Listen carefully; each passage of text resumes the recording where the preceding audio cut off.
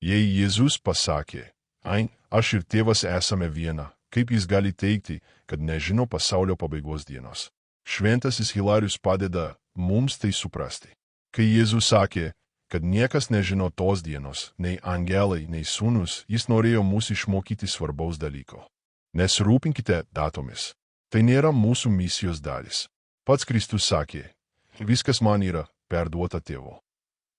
Todėl akivaizdu, kad tėvas neslėpė nuo jo šio žinojimo. Bet kodėl jis to neatskleidžia? Iš gailestingumo. Dievas norėjo, kad data liktų paslėpta, kad turėtume laiko atgailai ir liktume budrus.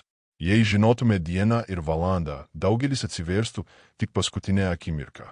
Taigi Jėzus žino, bet negali mums pasakyti, kad būtume visada pasiruošę, kaip Nojaus dienomis, kai ta didžioji diena atėjo netikėtai. Todėl nesirūpink data. Rūpinkis savo susitikimu su Dievu.